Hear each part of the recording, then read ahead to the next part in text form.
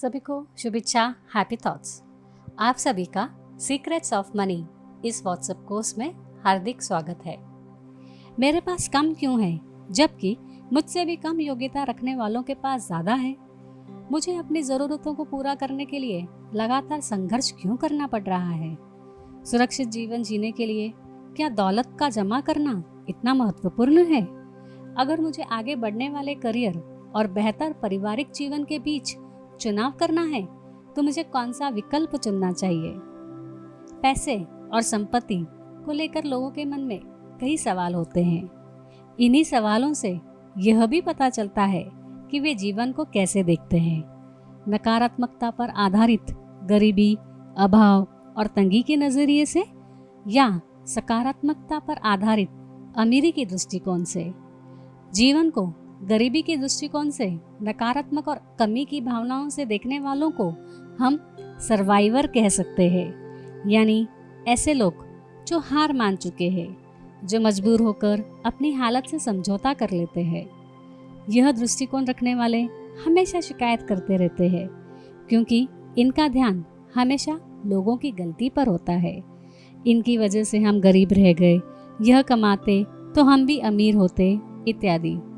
उनके भीतर यह धारणा घर कर चुकी होती है कि मेरे पास कम है या नहीं है।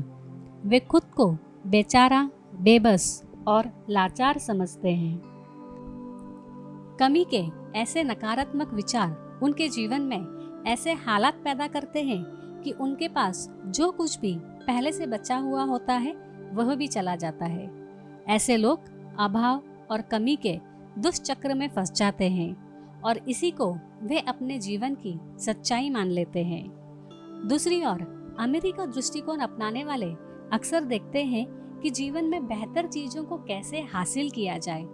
इन्हें हम स्ट्राइवर कह सकते हैं, यानी जो आगे बढ़ने के लिए प्रयास करते हैं, संघर्ष करते हैं। इनका आंतरिक विश्वास होता है मुझे और ज्यादा चाहिए, जिस वजह से इनका ध्यान लोगों के धन और कामयाबी पर होता है।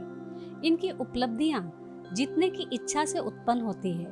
मैं अपने जीवन में कैसे आगे बढ़ सकता हूँ, कैसे सफल होने के लिए मैं क्या कर सकता हूँ, जैसे सकारात्मक विचार उनके अंदर चलते हैं।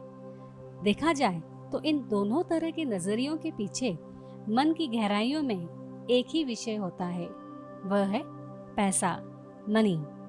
जैसे हार मानने वाले लोग पैसा नहीं है, कम है, यही सोचते रहते हैं, तो दूसरी ओर प्रयास करने वाले लोग भी पैसे कैसे आए, कैसे विकास हो, यही सोचते हैं। यानी दोनों के मन में पैसा यह कॉमन विचार होता है। मगर आज हम दोनों के परे तीसरे दृष्टिकोण को समझेंगे, जो है समृद्धि भरा दृष्टिकोण। यह दृष्टिकोण रखने वाले को हम थ्राइवर्स कह सकते हैं, यानी ऐसे लोग जो स्वाभाविक रूप से विकास करते हैं। ऐसे लोगों का ध्यान हमेशा दूसरों के गुणों पर, खुशी पर होती है। उन्हें पता होता है कि यदि वे अंदर से खुश रहेंगे, समृद्धि के भाव में रहेंगे, गुणों पर कार्य करेंगे, तो जीवन में पैसा अपने आप फ्लो होगा।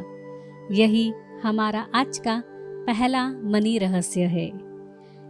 Money is the fruit, feeling of abundance is the root. यानी सब कुछ भरपूर है, यह महसूस करना, खुश रहना रूट है। यदि रूट मजबूत है तो पैसे के रूप में फल अपने आप आएगा। मगर यदि रूट में कमी के भाव है, दुख या नकारात्मक विचार है, तो फल भी वैसे ही होंगे। जैसे कुछ लोग कहते हैं, मेरा बैंक बैलेंस मेरा सोर्स ऑफ अबेंडेंस है। मेरे बैंक में पैसे दिखेंगे तो ही मैं अच्छा फील करूँगा, तो ही मैं सिक्योर फील करूँगा। यानी वे क्या कह रहे हैं?